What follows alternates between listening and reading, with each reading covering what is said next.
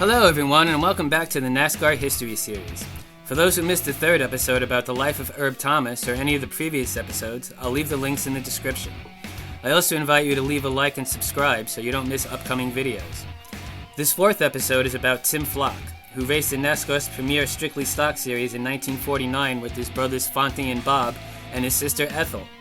Fonty and Bob had more success initially, with Fonty being the star of the family, but Tim soon surpassed them. In the 1949 season, racing in an Oldsmobile 88 borrowed from his neighbors, Tim finished in 8th place. Fonty came in 5th and Bob came in 3rd. Flock won his first official NASCAR race in 1950 at Charlotte. He ran 12 of 19 races and finished 16th in the final standings. In 1951, he did very well, bringing home an impressive 7 wins. He finished the season in 3rd place behind his brother Fonty and Herb Thomas, who won the championship in his fabulous Hudson Hornet.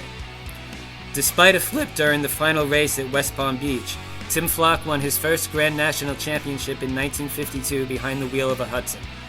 Tim quipped, "I was the only driver to ever win a championship upside down." Both Flock and Thomas won 8 races, but Tim narrowly won the title by 106 points. In 1953, as a publicity stunt, and this has to be one of the craziest things to happen in NASCAR, the owner of the Hudson that Tim drove, Ted Chester, got the bright idea to put a rhesus monkey in the car as a co-pilot. Named Jocko Flocko, the monkey was strapped in beside Tim in a specially made seat for 8 races, including a win at Hickory Motor Speedway. As far as anyone knows, it's the only time a monkey has won a race.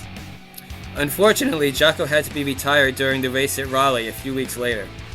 Back then, drivers had a trapdoor in the car that they could pull open with a chain to check their tire wear. During the race, Jocko got loose from his seat while the trapdoor was open, and a pebble hit him in the head. He went berserk and jumped on Flock's back. Tim was leading the race, but he had to make a pit stop to get the monkey out of the car. He finished the race in 3rd place. Hickory was Flock's only win that year, as he drove in 26 of 37 races and finished in 6th place for the season. Ted Chester quit running cars after 1953, so Tim was looking for a ride. He hooked up with Ernest Woods at the start of the 1954 season and won the Daytona Beach and Road race. However, Flock and his team had soldered some screws on the carburetor that kept coming loose. Since this was technically against the rules, NASCAR founder Big Bill France disqualified Tim. Flock was furious and quit racing.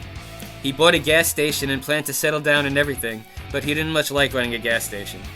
By the end of 1954, he was running races again, although he only totaled 5 for the season.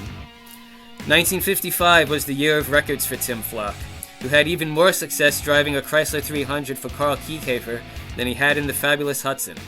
He had 19 poles and 18 wins on his way to winning the championship for the second time.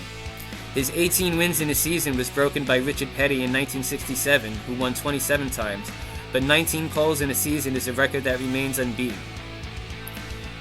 In 1956, Flock won the first Road America race. That year was fraught with problems for Flock, though, particularly with team owner Carl Kiekhaefer. Despite Tim's success, Kiekhaefer wanted to increase his chances of winning, so he ran up to 7 cars per race. The pressure and bad road food was giving Tim an ulcer. His doctor advised him to quit racing or it could kill him. Tim was so fed up with Kiekhaefer that he said the next race he wins, he's quitting. So after he won at North Wilkesboro Speedway on April 8th, Flock left the team. Even though he only ran 22 of 56 races that year, he still won 4 and finished 9th in the standings. Tim Flock raced very sparingly after 1956 due to his health. In 1959, he was hired by Charlotte Motor Speedway to work public relations and sell tickets. In 1961, Jimmy Hoffa's Teamsters tried to unionize NASCAR drivers. They initially worked with notorious short track legend Curtis Turner. Flock and Fireball Roberts soon joined, but when Big Bill France banned them from racing, Fireball gave it up and was immediately reinstated. Flock and Turner held out for 3 more years, but by the time they were reinstated, Flock's health no longer allowed him to race. He continued working for Charlotte and was something of a NASCAR ambassador for many years. Tim Flock ran his last race in 1991 when he participated in the NASCAR Legends race at Charlotte Motor Speedway. He finished in 10th place out of 22 drivers. Tim Flock died of cancer on March 31st, 1998 at the age of 73, right after getting named to NASCAR's 50 Greatest Drivers list.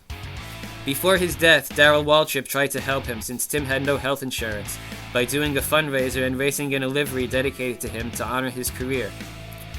Tim Flock leaves us with 38 poles, 39 wins out of 187 races, and 2 championships. He was rightfully enshrined in the NASCAR Hall of Fame in 2014.